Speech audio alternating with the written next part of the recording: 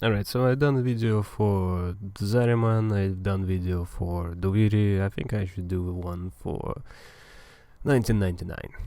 So I gotta admit, more than ever I'm tempted to actually learn more about the lore.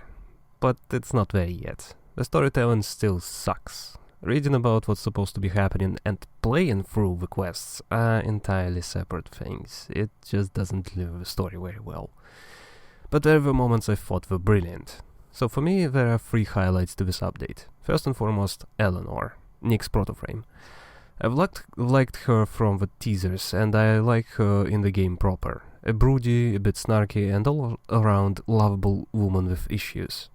Also that accent. I believe I have a soft spot for English girls. It was Yudiko before, Lossa before that, and now here comes Eleanor, and, well, I just wish they'd make a bigger effort to write good lines for the mission chatter.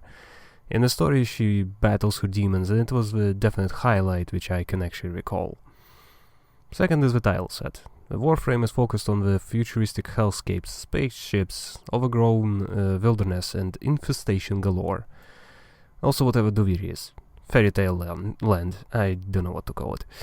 1999 is very different in that it offers a city. Just your everyday city. Reminds me of Prague, whatever. That city in Mankind Divided. And I loved Deus Ex Mankind Divided. Especially the fact that you can break into some apartments. Sadly, Warframe doesn't really go into that, and instead tries to merge the 90s cheese with infestation. It's extremely cool, but a bit of a pain to traverse and complete missions in. So essentially every map is split into 2. The above ground area, which is the city, which I very much like, and the underground area, which is infested, which I like the idea of, but not necessarily the execution. It honestly would have been better if 2 were split completely. 2 separate tile sets, or even better, an open world like Deimos or Fortuna.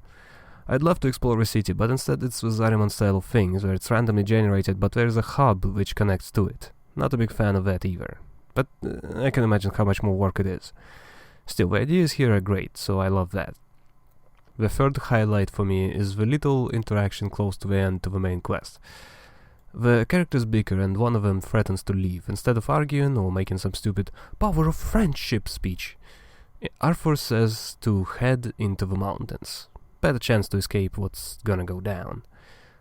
It was a great bit of character right there. Not much else to say.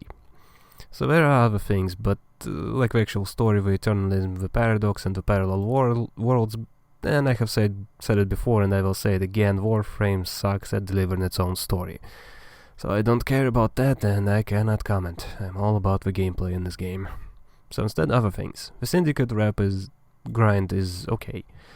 Although, like I said, the new infested part of the tileset frequently has enemies get stuck or just sit there. That slows down the missions significantly. In addition, the rooms generated are fairly big, which means that the board clears are a lot less effective. Can you use board clears in this context? I mean, everyone played a card game, right? Hearthstone, board clear. You know what I mean. I could probably figure out some special way to do everything crazy fast, but I didn't feel like doing that, and instead just messed around with whatever I had in my arsenal. Generally, missions in the rest in 99 take around 10 minutes, which is about twice as long as anywhere else. Usually it takes me 3 to 5 minutes to do a fishy exterminate. The actual rep gain feels a lot faster than something like Plains of Deimos though. So that's a plus. In addition, the vendor in line with every update thus far, so for example Varuna, Citrian, that new Komei, just like all those, you have a rep vendor which sells everything and what you can get as a bounty reward instead. So it just smooths the grind a lot more, instead of nothing like Hespar or Sporatrix. I bought both for Plat, by the way, that and Karuda. Impossible to get any of that crap. It's really frustrating and I wish the developers would do something about it. So the collectibles are also mildly amusing, such as pizza, or Happy Meal, or a poster. It's a minor thing, but I hated how Zariman the medallions were exactly the same and you need a microscope to tell them apart. Here they are very visually distinct. Another thing about the new tile set is that there are a few twists on the old formulas, like exterminate spawning a little treasure hunt, or survival spawning a mini-boss if you don't use the life support. None of those are big, but I'm hoping changes like this lead into more complexity and variety in the missions in general. Gotta say, running Exterminate over and over is definitely getting old after... over a decade now? Boy. Oof. I'm on the non-combat editions, a new base of operation, which is now my main one. It's basically an apartment with skeletons in the closet, meaning the infested chair. I very much enjoy it, so much more than the other stuff they've added thus far. The Earth was kind of boring. I think it was basically just your normal ship, but you can walk around a little bit more with a waterfall, and I really never cared for Earth. And the dorm zone... what the hell was that? It just made no sense. There was nothing there. Why even go to that place? This new room, it has everything and got a lot of style. But an elephant in the room is probably the new dating sim minigame, which is a chat room with the members of the new syndicate, or faction, or whatever you want to call them. The NPCs. Excalibur, Nyx, Mag, Trinity, Volt, and the new frame. Each has their own personality and quirks. Player can send presents or just chat. So, as someone who actually did play a few dating sims, I can say with confidence that this is bad. Not full on awful, but it fails to be compelling. For one, the player is expected to actually know the lore. 2 is the actual variety of replies and conversation starters. They often come across as needy and weird.